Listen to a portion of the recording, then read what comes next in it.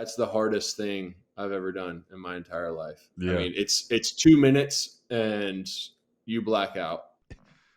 Hey, what's up, guys? My name is Rodney Cooper. I'm the host of Locker Room Talk with Coop. I got another great guest that's coming in for you guys. I got my guy, my brother, Bryant Vogler.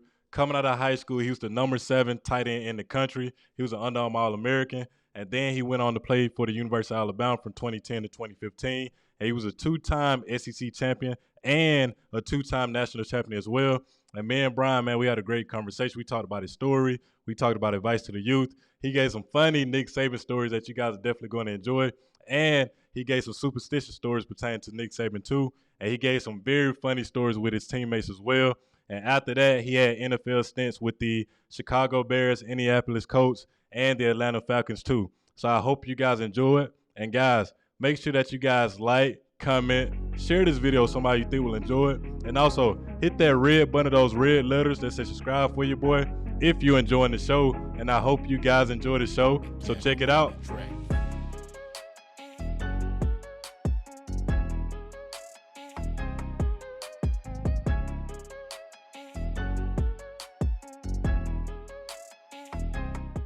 So we got my guy, Bryant Vogler, on the show. What's up, bro? Welcome to the show. What's up, man? Appreciate you having me on.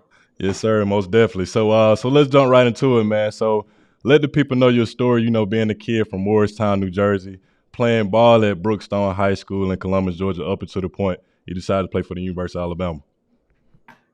Yeah, man. I bounced around a lot as a kid. So born in New Jersey, and then we went to Dallas, St. Louis, Tampa, and then moved to Columbus in 5th grade. And I still remember on my very first day when we moved to Columbus, my dad took me straight to basketball practice. We found an AAU team because when we were living in Tampa, I was playing with Austin Rivers. And, for real? Okay. Was it each one teach one? No, it was back then. It was called the Orlando Dream Team. Dream Team. Okay. And it was back when Doc was obviously coaching the Magic. Mm-hmm. And then moved to Columbus, and he found me an AAU team. And on my first day, he dropped everybody else off at the house, and then he's like, "All right, throw your shoes on. We're going to basketball practice." That's crazy. Yeah. But then, I played basketball pretty much my whole life, and then. So was you nice though? Was you nice, or was you? Oh yeah. Oh my God. Okay, so every football player that had on here, they say they was nice in basketball, but it's funny. Man, check the bio. I got you. Yeah. No. Fast forward in a little bit. When I was getting recruited, everywhere I went, it was, hey, you're playing both. Right. Because I actually got found for my first football scholarship. I can't remember what it was. Maybe it was like Peach Jam. Yep. Because I was playing with the Atlanta Celtics and the Georgia Stars, just switching back tournaments. Okay, so you were nice then. You were nice. Oh yeah. Okay. Yeah. Okay. Respect. Because who'd you play for? Alabama Challenge. Yeah. So we came. I think we brought all of our teams. So I played for the Blazers for 1 year, and we brought all of our teams and came and played all of our age groups played the Alabama Challenge. Right. But yeah. So I had a tournament. I was with the Stars, and I go into the elevator, and this guy's like looking me up and down. You're used to it. You know how it is. Right. But this guy's looking me up and down. He's like, "Man, you're a big dude. Do you play football at all?" And I'm like, this is my sophomore year of high school when I first started playing football. And I was like, "Yeah, I just started playing this year." And he's like, "Well, what's your name? I'm gonna see if I can look you up. Whatever." Right. And of course, my dad in the elevator with me, pulls out a DVD, and he's got my football highlights on it. and he hands it to the guy, and it was Joker Phillips, who was the defensive coordinator at Kentucky, and then later became the head coach. And that's crazy. A week, within probably, I guess, tournaments Friday, Saturday, Sunday. So it was like a Friday night when I bumped into him, and I think by Tuesday morning I had my first scholarship to Kentucky. And then, I go up there, I visit everybody, but I told them, they knew I was a basketball player. Joker met me at a basketball tournament. I guess he looked up who the Stars were, knew it was one of the premier teams in the Right. country. And Facts. then, he's like, hey, so we're gonna have you eat with all the football guys, like all the coaches, meet everybody, and then when we get ready for the game, we're taking you over to the basketball arena. So like I went and spent the entire day with Coach Gillespie. So Patrick did you get an offer Patterson from was my Kentucky? host. Yeah. Nice. Okay. So Nice. when Calipari got the job, he called me and was like, "Hey man, I'm going to honor your scholarship, but I'm just going to let you know I'm bringing in some dogs." Yeah, that sound like Cal. So I was like, yeah. So I was like, all right, well, I'm not coming to Kentucky. If I come to Kentucky, I'm coming to play basketball. Like I'm not coming Right. to play. I'll Right. play football, but I'm not going to get beat up in the SEC Right. on the Kentucky football team and then be expected to be performing well for basketball. Right. So everywhere I went, I mean, the three places that I seriously considered playing both at, or like, everywhere else was kind of like, I'm just going to go play football. But Oklahoma, I mean, I went and met everybody for basketball, and that's when Blake Griffin was there. His brother was there. Yeah. Went and worked out with them. And then Alabama, because I loved Coach Grant. And, I met with him. I met with Coach Brannon, Coach Hipshire. Coach Hipshire. Yeah. Was Coach Pujols there yet? Coach Pujols was there? I think he was. And Okay. then Pet was like an intern or something like that at the time. But But yeah, I mean, I met with them, and then Saban told me, he's like, hey, so if you redshirt your freshman year and we're not playing for a national championship, once we start bowl practice, take off. Like, go ahead and start practicing with them and get ready for the season. I mean, and Coach Grant was counting on me to be playing. Yeah. So he's texting me every single week during the season, like, hey, make sure Coach doesn't forget. And then we go. So my freshman year was 2010. We go 9-3 in the regular season, and we're playing in the Capital One Bowl. So I go and ask Coach Saban, I'm like, hey, like, do I need to come down to Orlando? Can I just go ahead and start getting ready for basketball? Right. And he like looks me in the eye, and he's like, yeah, I think you're going to be a starter next year. We're going to need you to just put some weight on, and you can't do that playing basketball. So yeah. That was a tough call to make to Coach Grant, but I mean, wow, every single summer, Coach Brandon, I'd see him and he'd be like, hey, I need you to come out and like run with these guys a little, body them up a little. I definitely see Coach Brandon saying that. Oh yeah, but man, I mean, the good thing is I never got out there, so I can keep on talking all I want and make it seem like I'm a superstar. right. But yeah, I mean that so. For me, just how I got there, I was a basketball player. I've had an opportunity to listen to a couple of your other episodes, and I listened to Christian Jones's, and his story with Coach Saban is kind of similar to mine, where Coach Kirby Smart, called me and was like, "Hey, I'm coming by. I'm in town. Coming to see you, coming to see a couple other guys. I'm going to swing by basketball practice. What time's y'all's practice?" So I give them the practice times. And the way our gym was set up was we had like a bottom level, and then you had like a, I don't know what you'd call it. Not like a track. It's kind of like a track. I know what you're talking about. Yeah. Like a mezzanine kind of area that, I mean, if it's a practice, you're not really looking up there. And probably every 10 minutes I'm looking at the door to see, all right, where's Coach Smart? Where's Coach Smart? Where's Coach Smart? Yeah. And then I look up and there's Coach Smart and Coach Saban. And I'm like, how long have they been here? Like, what all have I done? Have I been acting like an idiot? Yeah. And then Coach Saban ends up walking down the stairs, coming down, and I ended up getting out of practice, and he and I went to the opposite end of the court and just shot free throws. And he was telling me, he's like, how was Saban shooting the ball? Oh, he's got a good stroke. It's fun. It's funny, bro. And it was in a suit too. Yeah. So he really it's funny because we'll be like in the weight. So I wait in the practice facility. Our weight room is in the in the practice court. So him and like the managers and stuff like that and the coaching staff be in there like hooping.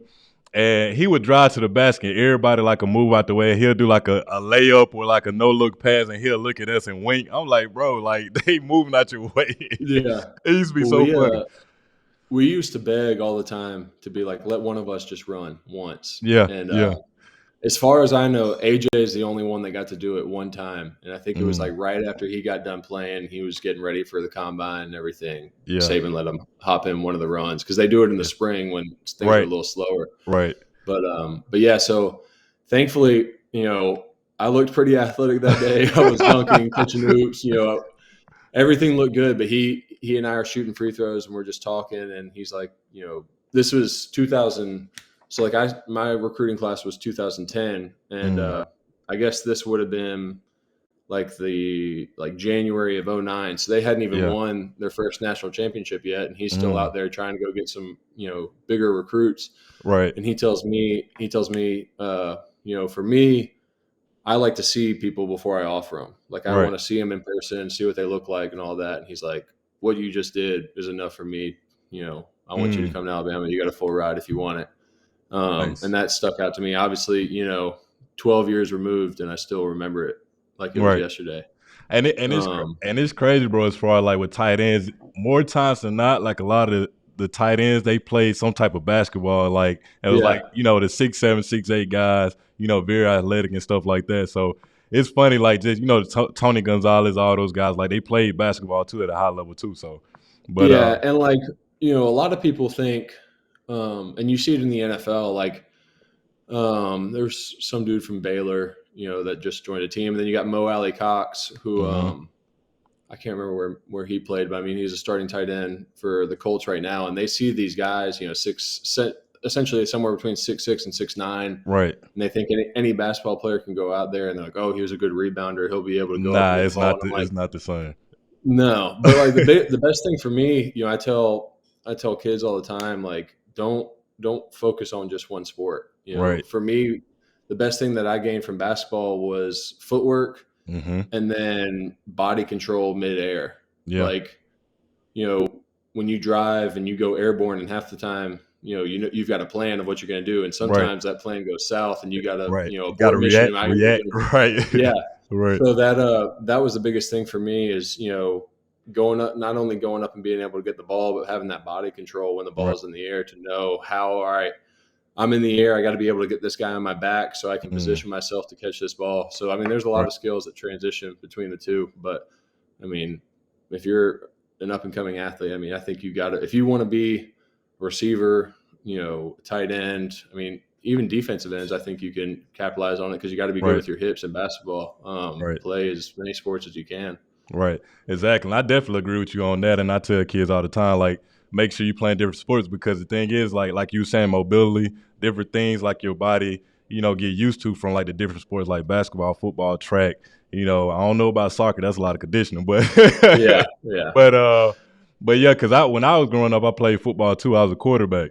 And they used to call me like Baby Vic and stuff like that because I was left-handed and I could sling it. And it's funny, in high school, like the baseball coach tried to get me to come out there and be a pitcher because I just couldn't. The score is too low, man. I just couldn't see myself It's getting too out slow there. pace. Yeah, because I know like we was in the gym and they was like, and I was just slinging it. We was like betting to see who can catch my passes, and like it was like really like throwing people off balance, like how hard I was slinging it. And then like the baseball coach, our baseball team was really good, so he's like, man, I just want to see you You come went to out here. Russell County, right? Russell County. It's not too far from us. So, like, of course, me and you both know Penny City and Columbus, Georgia. It's a bridge that once you cross the bridge, you're in Columbus. So, oh yeah. But yeah. So when I went out there, and then like we got big hands, so that baseball is so little in my hands. I was like, Coach, I'm telling you now. Hold on. I said, nah. Do you want me to like just give it like a little practice run? Or you want me to just fire it in? He like fired in. I said, I don't want to hit you in the face now. He's like, man, just throw it. He just fired in here. So. I come back and I throw it, with the left hand, like we got that natural curve to our fastball. So like he took his shades off. He said, "Son, I can make you a pro." But I mean, I just didn't go with it though. But nah, man. So who would you say was the person or group of people that inspired you to be great growing up? Because I know you talked a little bit about your dad, but who would you say those people are?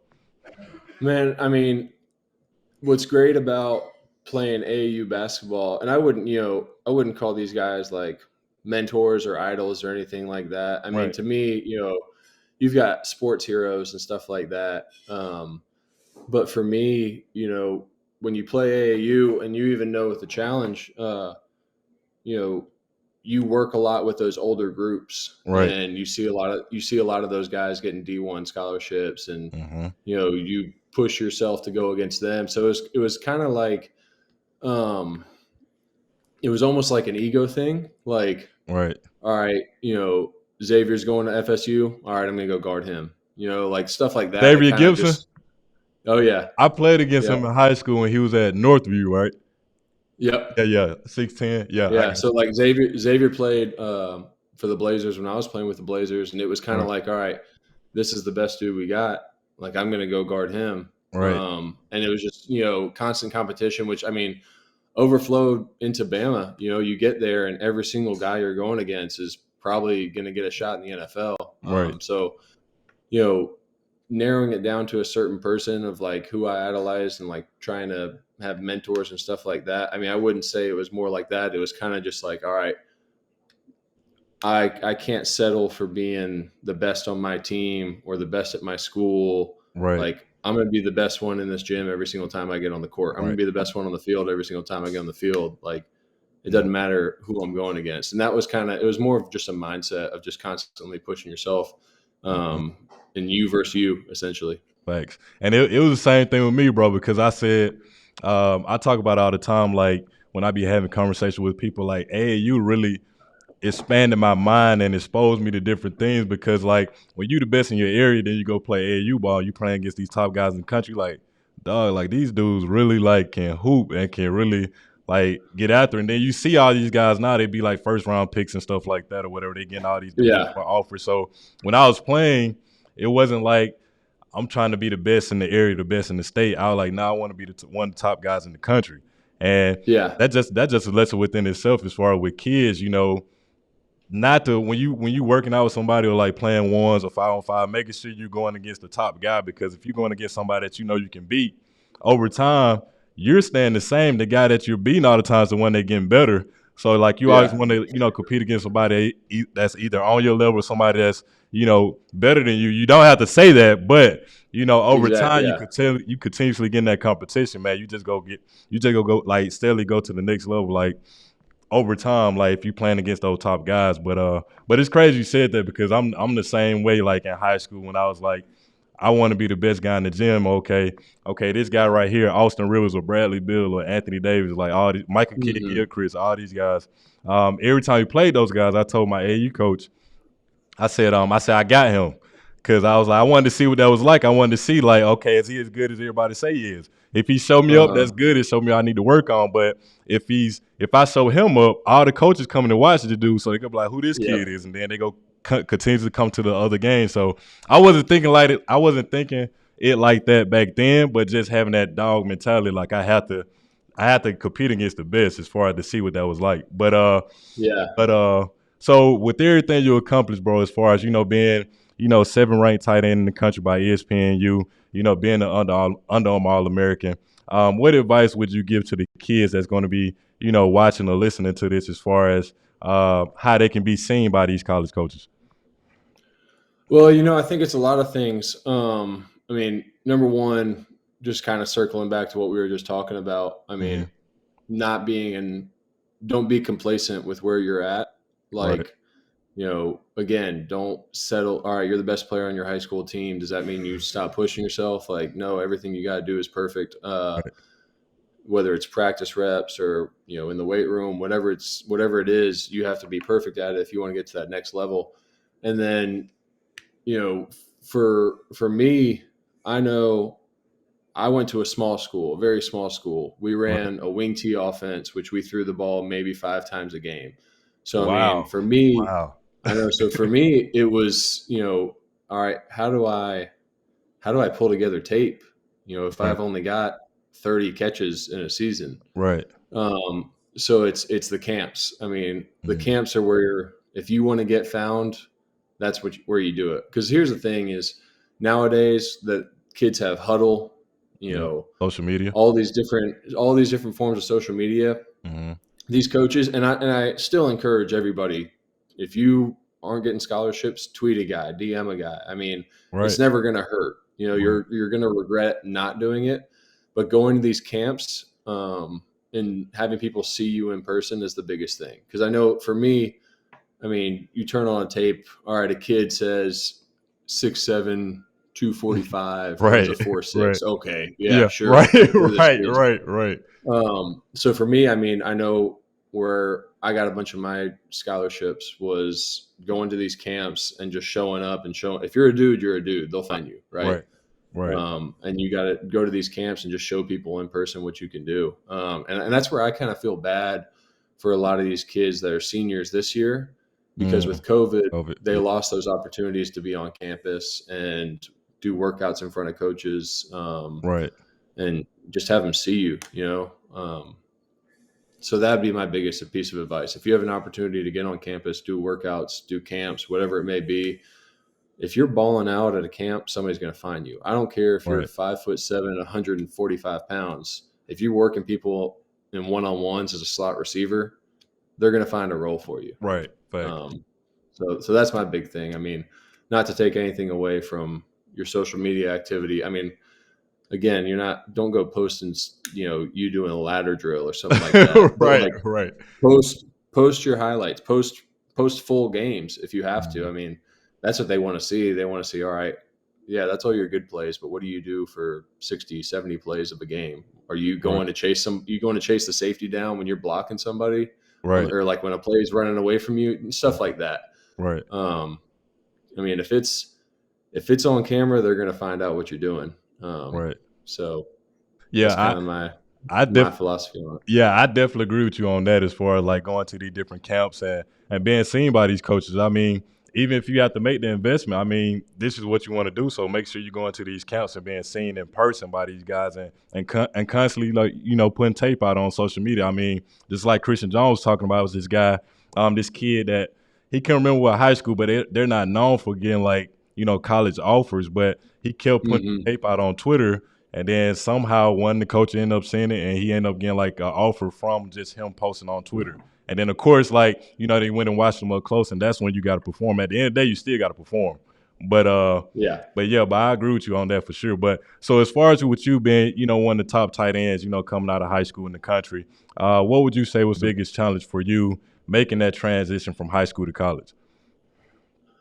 I mean, the biggest thing for me, I mean, I don't know how much you know about my school, but I went to a school where I graduated with 70 kids. Wow. Okay. And we played single A football. The dudes I was going up against, I mean, I could find a picture and send it to you of. Yeah, send it, because we'll put it on. We'll put it on here. here's the dudes I'm going against, and then you look at the pictures, and here's me. Yeah. And it's just, I mean, I was head and shoulders above everybody else, and I never really got an opportunity to test myself in games. I mean, the biggest dude, I'd probably see one guy a season that would be like 6'5", 260. And yeah. Then at Bama, everybody's 6'5", right, exactly. So that was the biggest adjustment for me. And then obviously, the speed, which you can't replicate anywhere. But being, one thing I learned in my opportunities I got in the NFL is the best player you may play on Saturday in college may not have a shot in the NFL. Right. And for me in high school, none of those dudes were playing at Alabama. So I had to be so detail oriented in every single thing I did. I mean, it's a difference of your hands, technique, 3 inches apart. Yeah. So, so technique was the biggest thing, because you had to be perfect in everything you did, because I wasn't seeing those kind of guys on a daily basis, on a weekly basis. So for me, that was the big thing. And then, and I think all along I had the capabilities of doing it. But that first, probably 2 months of real football, once I got there, it got real. A lot of self-doubt. Yeah. A lot of self-doubt of like, all right, can I do this? And then as soon as you get a couple of those dudes, you're like, all right, I can hang. Right.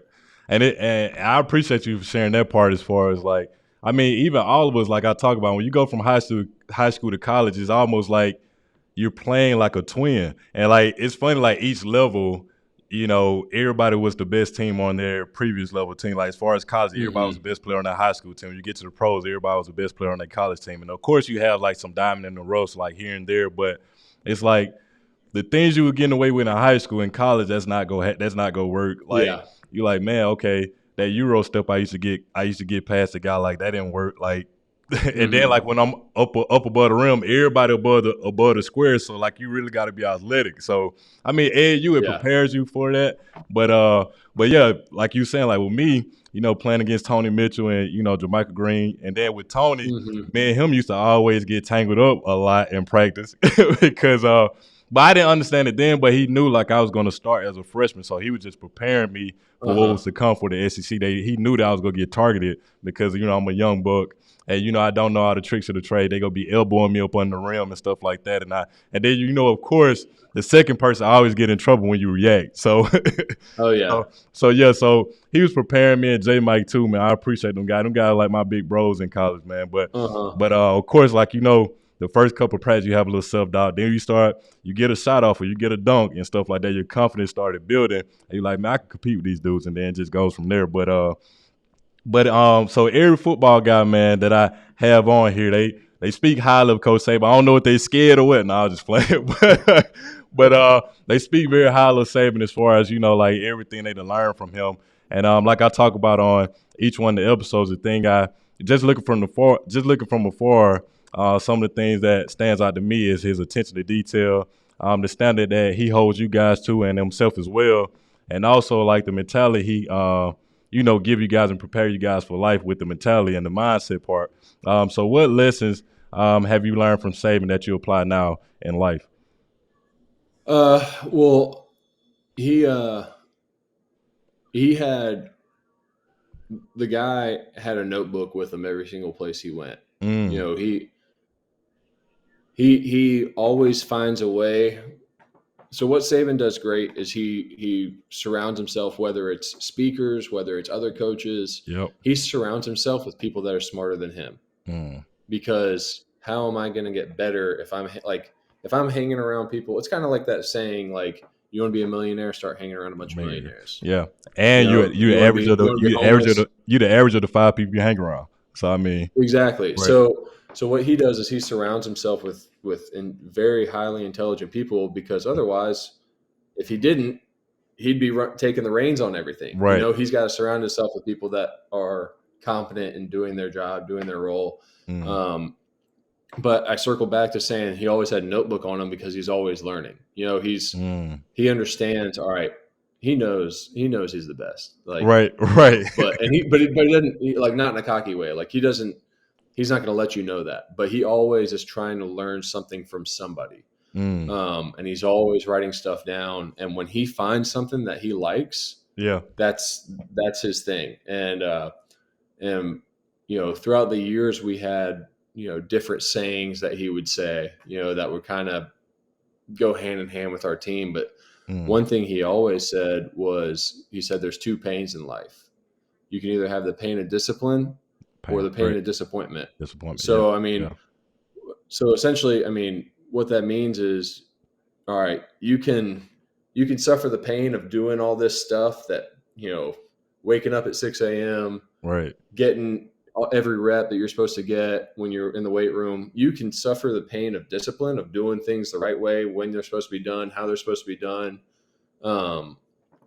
Or you can choose not to do those things, and you're going to suffer the pain of disappointment, which is, all right, I came one rep short on, my bench press. And now that caused, that led to a bunch of other factors that, all right, I wasn't able to move that guy out of the way as much on a power play to Right. open up the hole for, TJ Eldon. So like, Mm, that's kind of the biggest thing I took away, is understanding that, like, every single day, if you want something, you got to suffer the pain of discipline to go get it, right.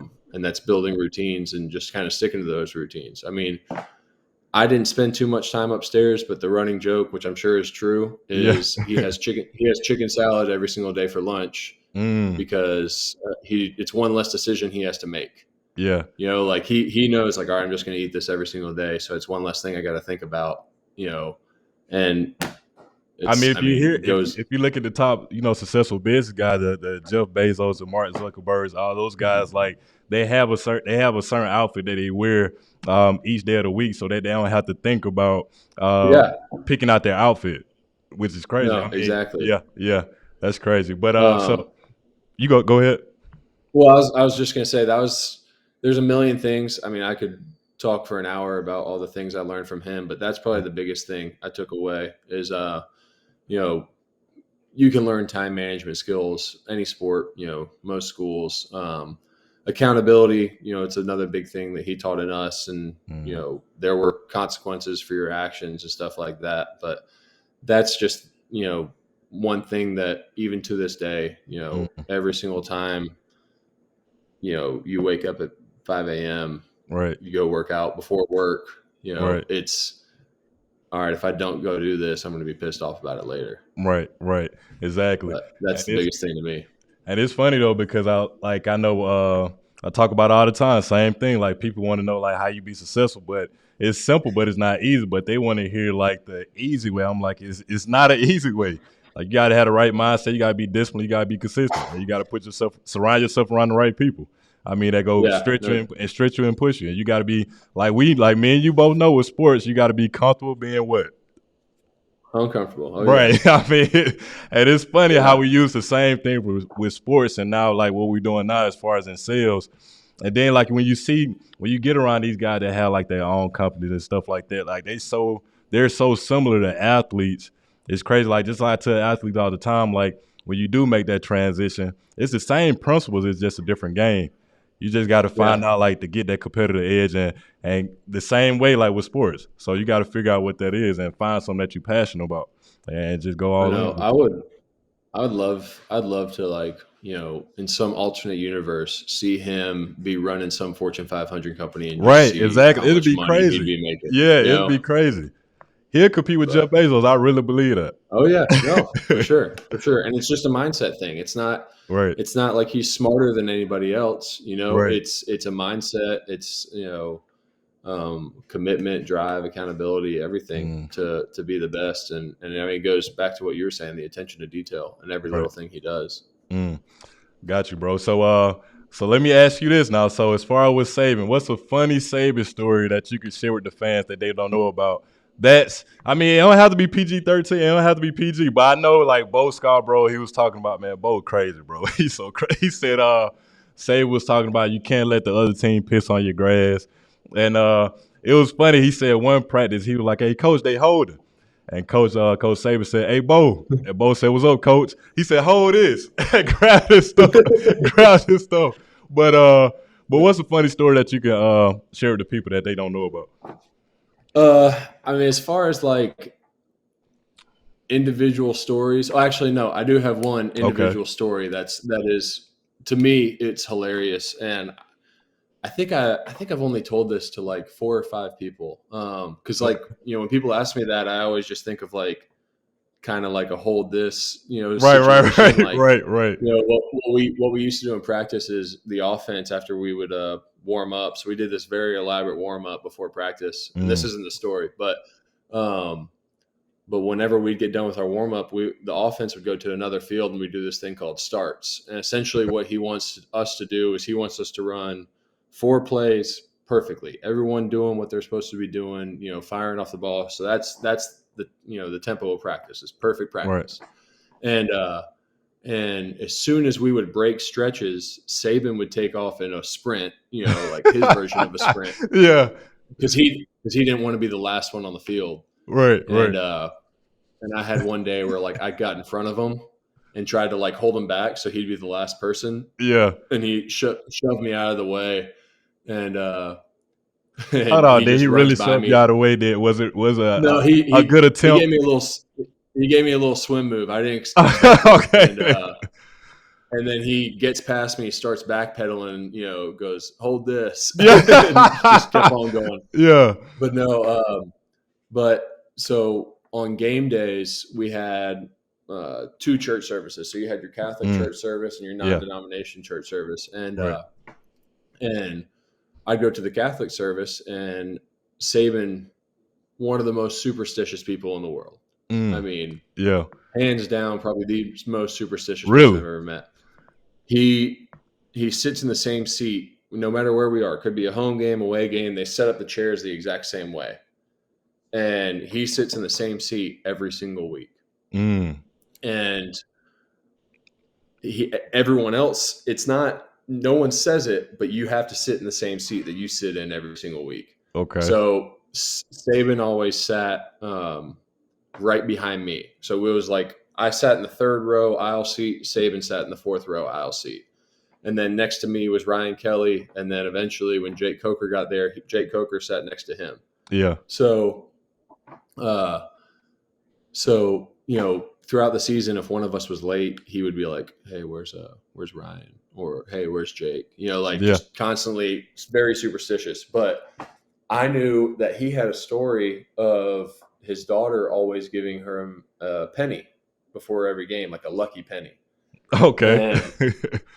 And when I was growing up, I was always told if you found a penny tail side up, flip it over heads and leave it for the next person.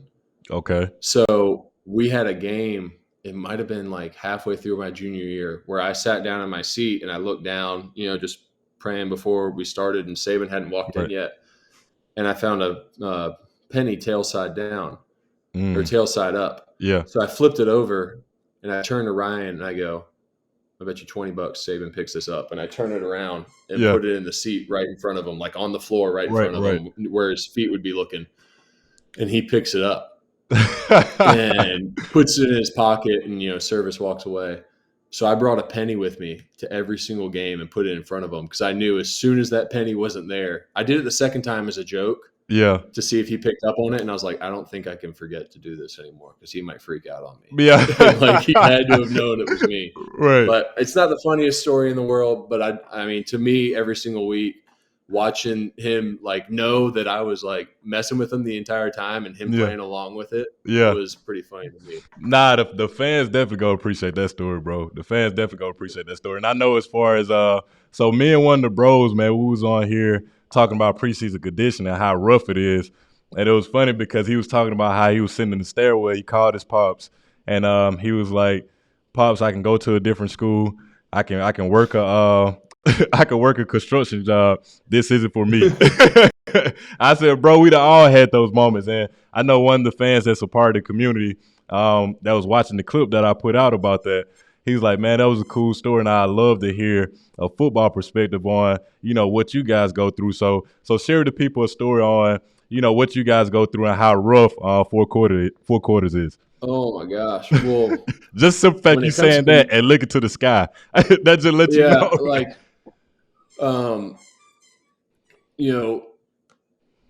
we had a dude one year, I won't say his name, where he quit because of it. Like a scholarship player quit because he couldn't handle the conditioning anymore. And I never thought, I'd see that out of a Bama player. But we had this one day. So in the summer, this isn't fourth quarter related because fourth quarter, I mean, it's the same thing every single year. You know what you've got on Monday. You know what you got on Tuesday of week 3. You kind of know what's coming, and you can brace yourself for it. I mean, the part you can never really brace yourself for is when you run on turf every single day during fourth quarter and you start getting shin splints. That part sucks. But I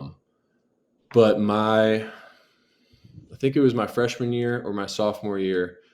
No, it was my freshman year because Bryant Denny was under construction. So on Fridays, we would go to the stadium and run our 110s. So 110 is like you start in the back of the end zone, and then you have to run through the opposite goal line. Right.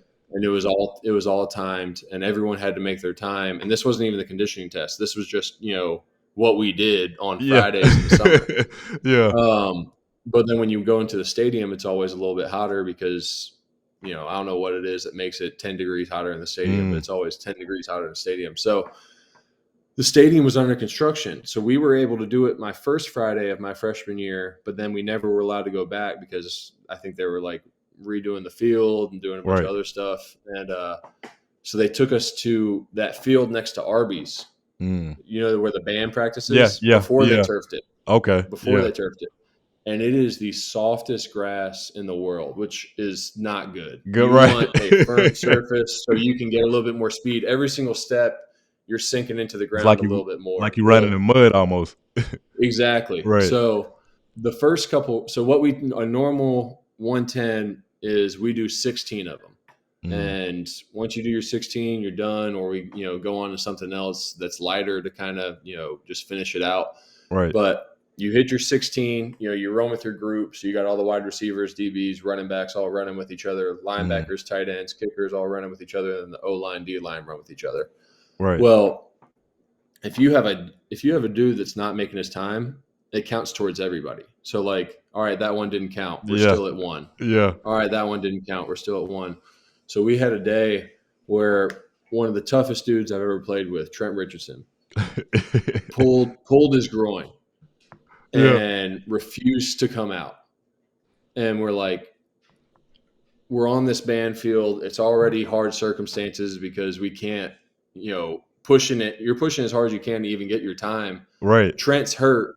He's not telling anybody. Yeah. And he's missing his time over and over and over again. Yeah. So like when we go over, I think the most we do is like 24.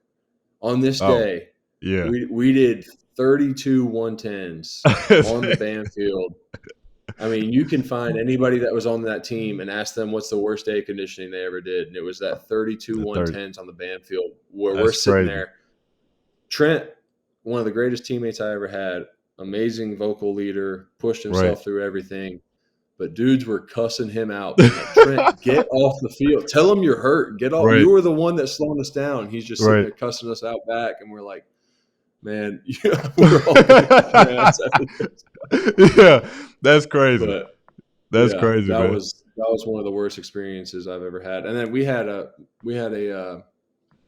like our end of summer conditioning test, and every single year we did this thing called a 40 test, and you got to run 10 40s consecutively back to back to back to back to back and hit your time. So they time you beforehand. Yeah. And they have some kind of formula to where like they know you're not going to run, your 4-4 on rep 6 or 7, 8, 9.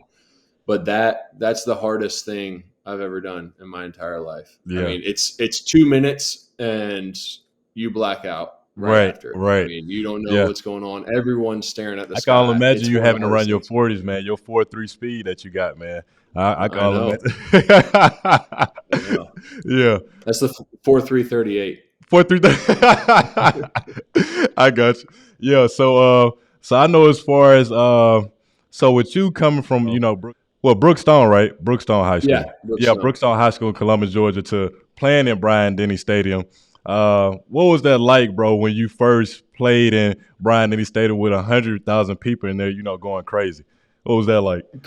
Completely different, man. I mean, obviously, you go from playing in front of maybe 1,000, right, to 100,000. I mean, I still where remember you can barely hear yourself think. Exactly. I mean, I still remember my first game, and the only thing I was thinking of was not playing, but like as a red shirt was just like, all right, don't trip coming out of the tunnel. Don't trip coming out of the tunnel. Right. But then, I mean, I've got memories, a million memories from that stadium. I mean, one of the loudest times I ever heard it, we were playing against Florida. It was either I think it was my freshman year. And they were on the goal line, and Trey Burton was at quarterback as like a wildcat quarterback, and they tried to do the Tebow jump pass. Yeah. And Nico Johnson picked it off. I mean, they might have been on the 2-yard line. Nico picked it off, and the place just went crazy because it was like, all right, you tried to do your little Tebow pass on us, and we just picked it off. It's our ball, touchback, back on the 20. That place went crazy. And then the other loudest time I ever heard it was we opening play, same team, Florida, but it was my senior year. Opening play, we motion out Kenyon Drake, and the play was like we were going to throw a screen to Coop just to start it off and kind of set the tempo. Right. And we had been throwing screens to Coop all year. Right. And Kiffin gave Blake a checkout of it, and he's like, "Hey, we run this play all the time. Kenyon motions out. If Kenyon's got a mismatch, he's just going to run a little slant and go. Right. throw the deep ball. And I don't remember where we were. I mean, it might have just been a touchback before then, but I mean, 80-yard touchdown, opening play of the game. Yeah. And you see all 11 dudes. Usually, long touchdown, kind of you get a soft trot, 10 yards, and right. All right, I turn around, it's going to be a touchdown, get off to the sideline. Every single dude, all 11 of us, full speed sprint for 80 yards, talking as much crap as we can to every single player, because they were talking a lot before the game started, and that was one of my coolest memories. And then, I mean, outside of Bryant Denny, every game we played at LSU was a night game. Oh my God, yeah, unbelievable environment. And I mean, two of the more memorable games I had there was when TJ caught that screen, score right before the game, and then my senior year we took it into overtime and beat them. D White caught a little rub route in the corner of the end zone. I mean, playing at Penn State, they gave us a whiteout. Seeing Joe Paterno pregame on the sideline, we gave him his last real loss, I call it. Right. But that, and then one of my coolest memories, the story I tell all the time, is when we were playing Notre Dame, we shared a tunnel. So usually, obviously, you're on opposite ends of the field, right? There's a locker room in each end zone. Well, we shared a tunnel to come out before the game. And Coach Saban was running long on his speech. I can't remember what he was talking about, to be honest with you. But because I was so focused on the game, and I probably listened to, out of the 14 games we'd play a year, I probably listened to 6 of the pregame speeches because I was just so locked in. Right. But he went overtime, and the officials come running into the locker room, and they're like, "Hey, Alabama, they called your name. You guys got to go. Smoke's already rolling, video's already playing. Y'all got to run out of the tunnel." Right. And Coach Saban goes on for maybe 15 more seconds. It's like, "All right, we got to go. So we start going out of the locker room, and it's me.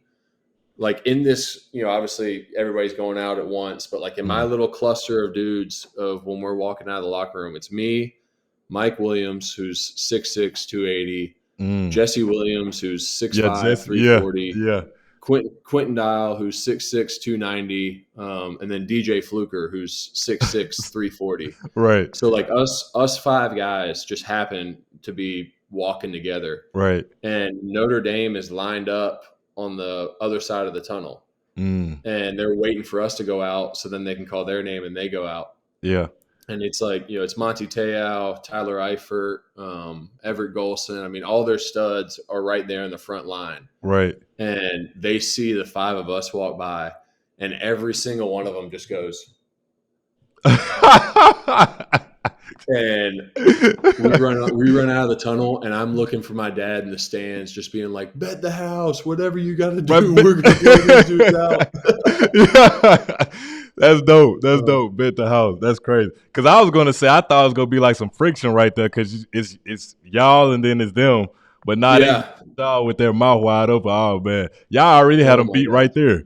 Yeah. No, I knew it right there. I was like, we were about to blow. Because we knew we were going to win the game, but they had, for us as an offense, they had the number 1 defense in the country. Right. And, we were expecting, and they had Monty Te'o, who was a Heisman finalist. And, we thought we were going to have a game on our hands. And then we walked by, and he was probably 6 foot, maybe 5'11", and we were just like, these dudes are much smaller than we thought they were. Right. And they're sitting there, jaws dropped, looking up. Oh man, what did we get ourselves into? Right. Yeah. That's why they say built by Bama is different. Different Bama. Oh yeah. But so without getting nobody in trouble, bro, I done heard it all as far as the funny stories. But what funny story that you can share with the people, either on or off the field, without getting nobody in trouble? We're grown now, and things like that. But what's a funny story? You don't have to be PG, but what's a funny story that you can share with the people? No, you don't want them mad at you either, though. But go ahead. I can't pinpoint it on one particular time. We had a good group of dudes, man. My freshman year in the locker room, it was kind of cool just being in Alabama at the early side of it, because Coach Cochran, our strength coach, used to say, like, Alabama, you just had phases, right? Like you had phase Right. one, which was like the 2007, 2008, 2009 class of like, all right, Mm. we're going to teach you guys how to do it. And then Mhm. like my class, your class, and then like the class after Right. was kind of like all right, we know how to do it. Now we need to maintain it. And then like 13 and beyond was kind of like, we've won 3 national championships. Like y'all need to, it was like kind of like an old school, new school kind of thing. Right. But because of that, obviously you win a couple national championships, you get nicer facilities and stuff like that. So Of my course. freshman Right. year in the locker room, the way the locker room was designed, I was just around a bunch of funny dudes. I mean, Damian Square, Mike Bowman, every single day just had me rolling with whatever they Yeah. were saying. I mean, Bowman, we tried to move him to tight end, and he's probably like 215 pounds. Yeah. And he's trying to hit people as hard as he possibly can. And we go into the meeting room the next day and like, Bo, what's going on? Like, why can't you block this guy? He's like, Coach, I'll be hitting him as hard as I can and just don't be phasing him though. Yeah. Oh man. But then, when we got the new locker room, I was directly across from Christian. I mean, I had Ryan Anderson right next to him. Them was some clowns. I had Dylan Lee. I mean, we had a bunch of funny dudes in the locker room. And then the tight ends, I mean, we were the pranksters of the team. Yeah. Every single week we were trying to find out something new to do. So our tight end coach, one of the funniest dudes I've ever met. And you can ask anybody on the team who one of their favorite coaches was, and they'd say Coach Williams. But yeah, he hated being messed with, and he could not have found a worse room to like be in. Right. And we had one day that was really funny where we went into Spencer's Gifts and bought an air horn. And we got to meetings probably like 45 minutes early. Yeah. And rigged up his chair to when like he would be, when we would start a meeting, he'd sit on the front edge of his seat, give us probably 5 minutes of a life lesson. Yeah. And then he'd get into the film, and then he'd roll back, lean back in his chair, get like this. So we rigged it up to where when he leaned back in that chair, that air horn would go off. Yeah. So Coach Williams, he played, I'd say he played DB, but I think at one point he told us he played running back. By now, the story is he probably returned kicks and played a little bit of quarterback. Like it's one of those things. Yeah. Just the position changed all the time. But he played at Purdue, and his knees were pretty beat up. So we sit there, and I don't think our tight end room has ever been more focused on him, like giving this life lesson for 5 minutes. We're all just sitting there, like eyes focused, like, when's he going to lean back? When's he going to lean back? Yeah. So he finally gets to that moment where he spins his chair around to face, because our meeting room is kind of like a movie theater. Like you had seats at levels, and then you had a projector screen going the other way. So he's facing us the whole time. And then he turns back to the projector screen to start going through the film. And he leans back in that chair, and the air horn goes off. He freaks out, jumps up. Yeah. And his knees are so bad that his knees get out. And he falls back into the chair. Yeah. Leans back. The air horn goes again. Stuck, but it gets stuck. Yeah. And it starts going for like 10 seconds. And the receivers, everybody knew we were doing it that day. AJ comes busting through the door. Christian comes busting through the door. Everyone's on the floor dying laughing until Saban walks around the corner. He's like, "What the hell's going on?" Yeah, right. But that was probably one of the funniest pranks we ever did. That, and he had a day where he lost his glasses, and we just started to open up every drawer and shelf and everything. And he just started hitting it when he was walking into the room. Yeah. Oh man, but yeah, we did a lot of pranks. I mean, it was just, we had a good group of dudes, man. I mean, that's great. Yeah, that's the good part about kind of like the early phase of the Alabama era, the Saban era, was we had so many guys from the South. Right. So like we all had a very similar like sense of humor. We still had a bunch of Alabama dudes. Georgia probably had, I mean, outside of Alabama, Georgia probably had the next amount of dudes on that team. So we just had a bunch of Southern boys. Now, I mean, they got, 5 guys from California. Like Louisiana, a little bit everywhere. Yeah. So we had a good mix of like the Georgia, Alabama, Mississippi, Louisiana guys that all had the same kind of humor and running pranks. So it was just it was a good time to be there and around a bunch of good dudes, funny dudes that just every single day. I mean, it's hard, right? I mean, Right. if we're not winning championships at Bama, it's a tough The life world to is going live. to end. If y'all lose one game, the Yeah. world is going to end. It's crazy. Yeah. Yeah. So it's a high stress environment. So to be surrounded with a bunch of funny dudes that made it coming into work, I guess would be the right term, but like coming into work every single Made it day, fun. you knew you were going to have a couple laughs and every single day would be fun. So we lucked out. Yeah, got you. So I know, like I talk about on all the episodes, you know, the three things that I focus on is to entertain, inspire, and inform the people. So, you know, with everybody, like you go through adversity in life, you go through trials and tribulations, ups and downs. So, what's some adversity up until this point that you had to overcome that you can share with the people? Because I want them to see the human side of us, you know, at times. Because, you know, they think, you know, we could be looked at as, you know, superheroes and, you know, machines and stuff like that. But I want, you know, people to be able to see the human side of us. Yeah. So for me, you know, one thing, I mean, I can sit here all day and talk about how, you know, if I hadn't got hurt, you know, I'd still be playing and all this stuff. I mean, the reality is, I mean, I knew how good I was, and I knew how good NFL, like top tier NFL players were. And I mean, it just wasn't cutting the cards for me. But for me, you know, something that really stuck out was when Andrew Luck retired.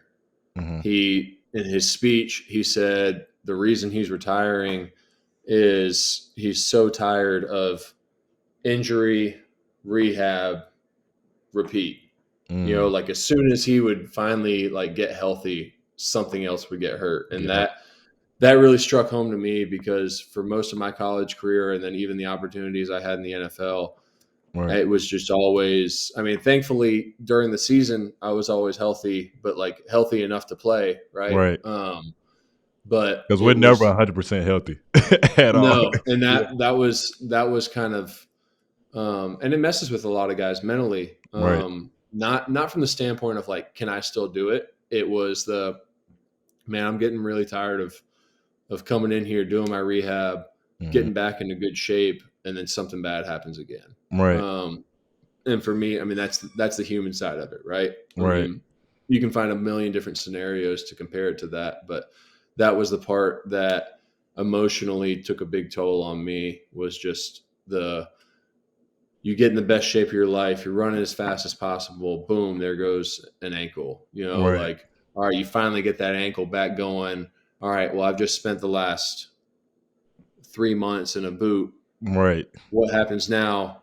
All right, I go up for a jump ball, boom, there goes my hip. Yeah. Because I've been walking like this for the last, exactly. You've been favoring one side. Yeah. So that was kind of the big adversity thing for me, was just, you know, constantly, as soon as you overcome an injury, just getting hit with another one. And I mean, that's the same for a lot of the guys I played with. You know, everyone will tell you practices are harder than the games. I mean, our practices were so hard that games came easy. So, and that's where a lot of our injuries came from, was from practice, of just, you know, competition against the guy you see every single day. And that was just the big struggle for me emotionally, was constantly just, it felt like I was always in a boot. It felt like I was always on crutches. It felt like I always had some kind of sleeve on, and just having to deal with that. Got you, bro. And then also what you talking about, you know, your experience in the NFL. I looked it up and seen you play for 3 different teams. So what advice would you give to a college guy, you know, making that transition from college to being a pro? Man, so I had the opportunity to, once I got done playing, to do 1 year on staff at Georgia.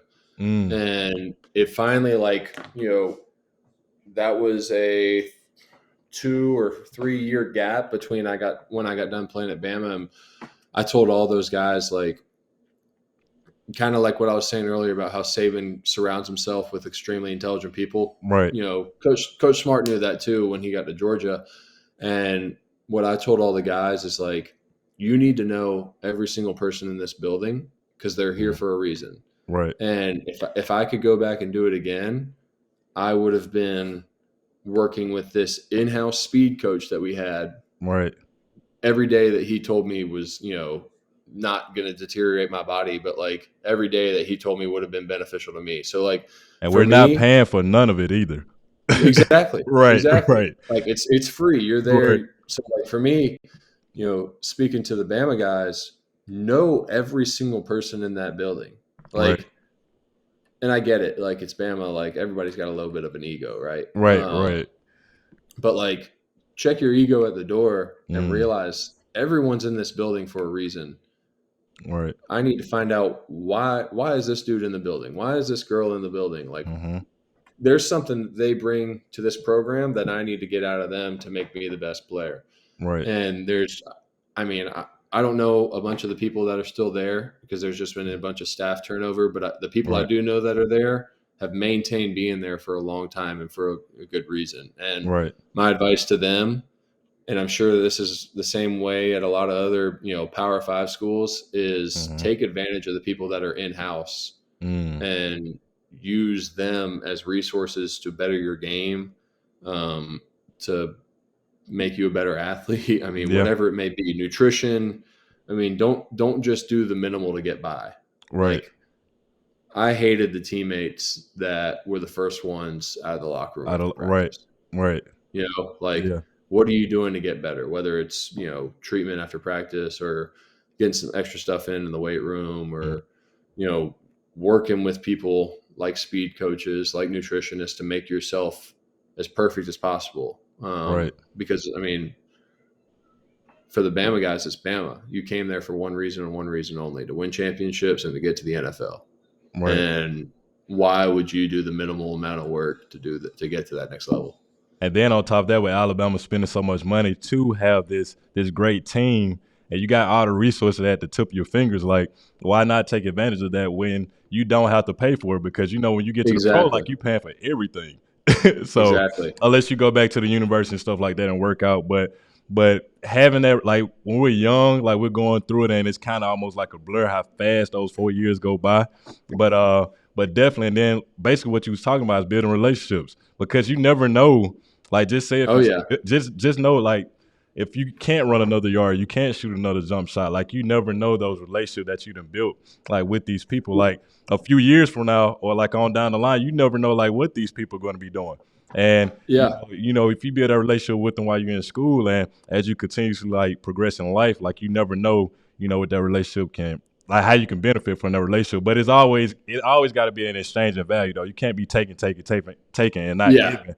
But no, but yeah, if I was to go back, because I would definitely say I built relationships, but just taking it to another level as far as, like, building, a lot more relationships than I did. Like, I would say that's one thing I would definitely, if I could do it all over again, definitely build those strong relationships as far as, like, with everybody, like you were just saying, like, knowing everybody in the facility and stuff like that. So and to piggyback off what you're saying, for all the dudes out there that you can't play football forever, you can't play basketball forever. No, exactly.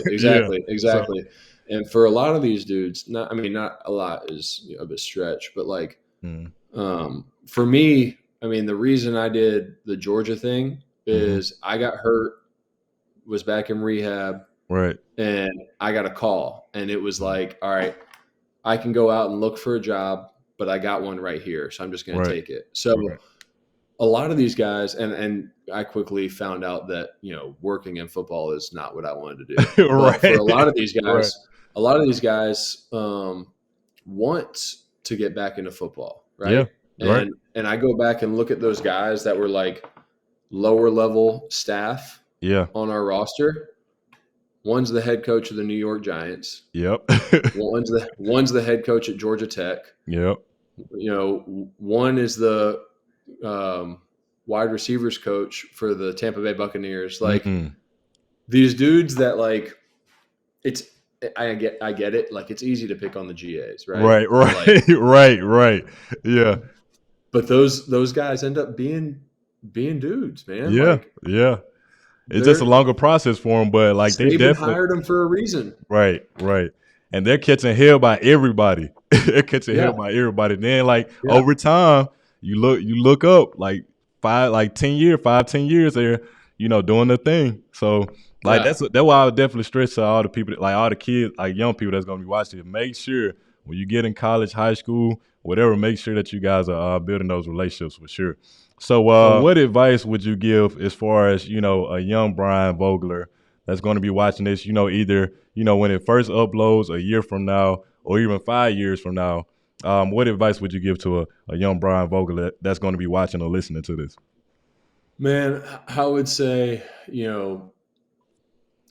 um, that's a good question. I would say never doubt yourself. Mm, Will be one of them. Just if you think you have the potential, like you said at the very beginning of all this, like if you think you're good enough to do it, right, then go do it. Like right, don't have any kind of self doubt of whether or not you can hang with certain people. No matter what school you come from, no matter whatever phase of life you're in. mm, Just never have any kind of self doubt, and then piggybacking off what you said, get comfortable being uncomfortable. right, One thing that's been a blessing to me is these last 3 years since I moved to Atlanta, I started coaching youth football, and I nice, tell the kids in practice every single day, I'm like, man, you're doing the things you're good at. I want you to work on the things you're not good at right, right now.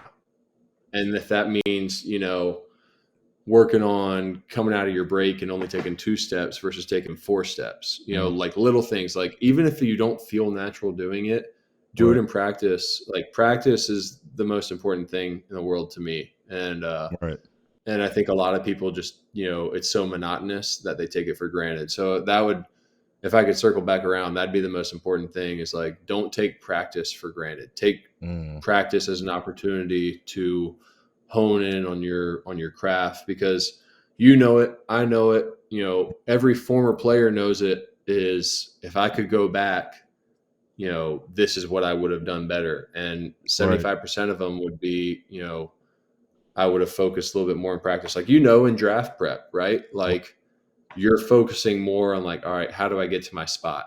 right, Like, exactly, what do I yeah, have to do to get to my spot? And then in practice, you're probably thinking, in college, you're probably thinking like, all right, how do I beat this dude? right, Like, exactly, yeah, what did I do last time that like, but like, it's, you kind of, you get like more hyper focused as the stage gets bigger. And I would say if you start that hyper focus at an earlier age, it's just going to build habits that set you up for success down the road. mm. Dope, bro. Dope. And just to piggyback off what you're saying, man, like for me, my confidence came from my work. So I know like the work I put in. So I know like just for a lot of young people that's gonna be watching this, like as far as don't have that false belief, and have that false sense of confidence as far as like you think you're the best, but you haven't put the work in. Because it's gonna be a day where somebody you're gonna line up against is gonna be just as skilled as you, but they didn't put the work in, and you're gonna know like y'all look eye to eye, you're gonna know like okay, he done been in the gym like more than me. Okay, he done had more reps on the field than I did. Like, so just prepare yourself and not have that false sense of confidence, and your confidence need to come from your work ethic and the work that you put in. Mm-hmm. So bro, that's dope, bro. So let me ask you this. So who would you like to see on Locker Room Talk with Coop? And before you answer this, whoever you say that you want to see on the show, you got to connect me with that person. So who you want to see on the show? Oh man. I mean, you already got Christian. Christian's one of the funniest cats I've That ever met in man my is entire life. crazy. That Ray Charles Um, story, that was hilarious. yeah. Um, I mean, honestly, I I don't know how well you know Dylan Lee. Okay. I didn't Dylan. do you know James Sandlin? He was like one of the tutors at Yeah, Bama. Okay. yeah, So he yeah, talked yeah. about Dylan a lot. But Yeah, yeah. so Dylan lived with TJ all throughout college, but Dylan, I mean, is one of the best stories I've ever heard of just a kid that came in, um, you know, constantly getting in trouble, and then just Yeah. kind of having, an epiphany where it all kind of clicked, whether it was from his personal life and then his life as a football player, just completely turning it around and being, I mean, if I had been a younger kid, when he was a senior, I would have looked to him as a role model. And just the way he turned around his entire career, his life, as well as being one of the funniest people in the entire world. He would be a great person to have on the pod. I don't know how well you know him or what kind of relationship you have with him. I think he was class of 2012. Now we talked a little bit when we was on campus. We talked a little bit while we was on campus, but we could definitely bring him on for sure. Yeah, Dylan would be one of the best people to have on here. And then, a bunch of those guys. I mean, even Ryan Anderson would be hilarious to have. It's funny because my guy Ronnie, man, he said the same thing about having Ryan on. I reached out to Ryan, man. Me and Ryan was texting, and then next thing you know, he got big time on me. I guess he got busy. I don't know, but they probably just started camp. Yeah. But it was a minute ago, so that excuse is out there. Well, yeah, there you go. But I'm gonna get him on though. I'm gonna get him on for sure. But we could definitely get Dylan on for sure. But that's dope, bro. So give the people on your social media handles so they can stay in contact with you as far as to continue to follow you and follow your journey. Yeah, man. I'm the Vogue Dog on everything. Nice. Look me up, the VOGDOG on everything. Okay, and I'm gonna have my intern put it up under you while put the social media handles up under you, so we good to go. All right. Sounds good. Dope, bro. But that's another episode of Locker Room Talk with Coop. Make sure you guys like, comment, share this video with somebody you think will enjoy it. And also, man, hit that red button, those red letters that say subscribe to the channel for your boy. And Brian, man, I appreciate you for coming on. Appreciate it, Coop. Yes, sir.